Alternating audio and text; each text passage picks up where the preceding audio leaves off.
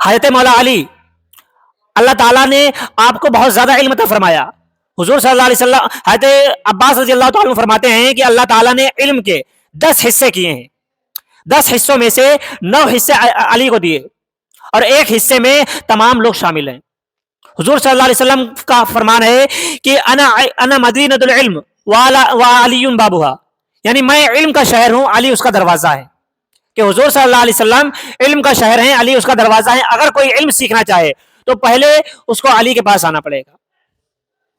حضرت مولا علی، آپ کی شجاعت، آپ کی بہادری اتنی زیادہ، آپ کی عقل مندی اتنی زیادہ کہ حضرت ابو بکر نے اپنا وزیر مولا علی کو بنایا تھا، اپنا مشیر مولا علی کو بنایا تھا. حضرت ابو عمر نے اپنا وزیر حضرت مولا علی کو بنایا. حضرت عثمان غنی نے اپنا وزیر مولا علی کو بنایا تھا.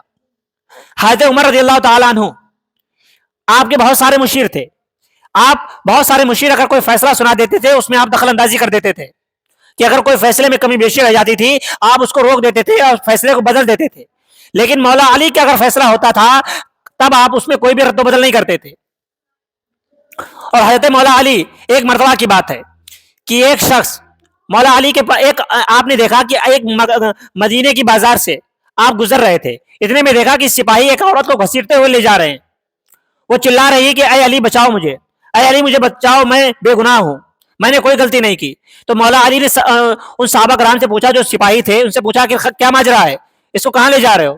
تو کہنے لگے کہ اے علی بن ابی طالب، امیر المومنین نے اس کو سزا سنائی ہے، یہ عورت زانی ہے.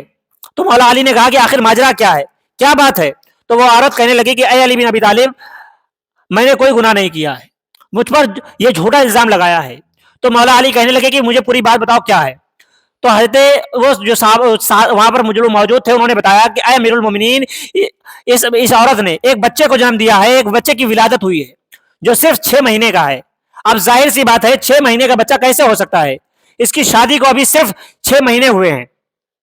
تو حضرت مولا علی کہنے لگے کہ اس کو چھوڑ دو، اس کو چھوڑ دو اور میں عدالت میں آتا ہوں. ابھی مولا علی کے کہنے پر صحابیوں نے اس کو چھوڑ دیا.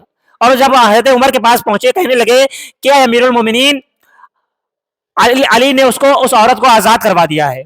تو امیر المومنین کہنے لگے کہ امیر المومنین حضرت عمر بولے کہ کوئی بات نہیں، اگر ابو الحسن نے کہا ہے تو ظاہر ہے کوئی بات ہوگی.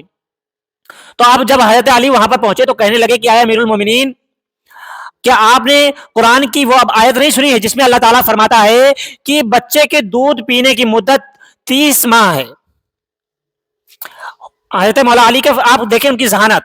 کہنے لگے کہ کیا آپ نے قرآن کی وہ آیت نہیں پڑھی جس میں اللہ تعالیٰ نے فرمایا ہے کہ بچے کے دودھ پینے کی مدت 30 ماہ کی ہے؟ یعنی ظاہر سی بات ہے 2 سال اور 6 مہینے. اب نارملی 9 مہینے ماں کے پیٹ میں بھی بچے کو دودھ کی غذا ملتی ہے. ایسا نہیں کہ جب بچہ پیدا ہوتا ہے اس کے بعد ہی دودھ پیتا ہے، ایسا نہیں ہے، بلکہ جب وہ ماں کے پیٹ میں بھی رہتا ہے تب بھی اللہ تعالیٰ اس کو دودھ پلاتا ہے، اس کو غذا اللہ تعالیٰ کھلاتا ہے، پلاتا ہے. تو مولا علی کہنے لگے کہ اے امیر المومنین، اگر اس عورت نے 6 مہینے میں بھی بچہ جنا ہے تو یہ گنہگار نہیں ہے، بلکہ اللہ تعالیٰ یہ چیز بھی کرتا ہے. اللہ تعالیٰ نے قرآن میں صاف کہہ دیا کہ 30 ماہ دودھ پلانے کی مدت ہے. تو 6 مہینے اگر ماں کے پیٹ میں ہوئے تب بھی ماں بعد میں 2 سال اس کو دودھ پلایا گیا. تو اس طرح سے یہ عورت گنہگار نہیں ہوگی. تو امیر المومنین حضرت عمر بولے کہ اے مولا علی، اگر تم نہ ہوتے تو آج عمر ہلاک ہو جاتا. ظاہر سی بات ہے اس عورت کو پتھر مار مار کے ختم کرنے کی سزا سنائی گئی تھی. تو یہ آپ کی ذہانت کا اندازہ لگائیں آپ. ایک مرتبہ ایک یہودی آیا، 3 لوگ آپ کے مجمع میں آئے، کہنے لگے کہ اے امیر المومنین، آپ نجف میں، کوفے میں آپ اپنا دربار لگا ہوا تھا، مسجد میں بیٹھے ہوئے تھے، آپ نے کہا کہ جو پوچھنا ہے پوچھ لو. اتنے میں ایک شخص کھڑا ہوا، یہودی تھا، وہ کہنے لگا کہ اے علی بن ابی طالب، اے امیر المومنین، بتائیے کہ کون سے جانور انڈا دیتے ہیں اور کون سے جانور بچہ دیتے ہیں؟ تو آپ نے کہا کہ جن کے کان باہر ہوتے ہیں وہ بچہ دیتے ہیں اور جن کے کان اندر ہوتے ہیں وہ انڈا دیتے ہیں. پھر ایک اور یہودی کھڑا ہوا، کہنے لگا کہ اے امیر المومنین، کون سے جانور انڈا دیتے ہیں اور کون سے جانور بچہ دیتے ہیں؟ اب آپ کی خاصیت یہ تھی کہ آپ کبھی بھی ایک سوال، جب آپ سے سوال کیا جاتا تھا تو آپ سوال کا جواب اس سے زیادہ دیتے تھے. اب آپ نے کہا کہ اگر تم نے سوال وہی ہے لیکن میں جواب تمہیں دوسرا دوں گا.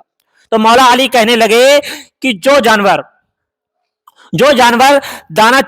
لوگ دانا چبا کر کھاتے ہیں، کھانے کو چبا کر کھاتے ہیں، وہ بچہ دیتے ہیں، اور جو کھانا نگلتے ہیں وہ انڈا دیتے ہیں.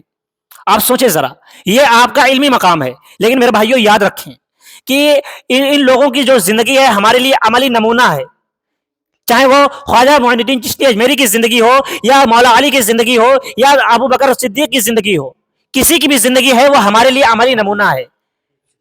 لیکن آج ہم نے ان کی زندگی کی تعلیمات کو، انہوں نے جو زندگی کی تعلیمات ہمیں دی اس کو چھوڑ دیا۔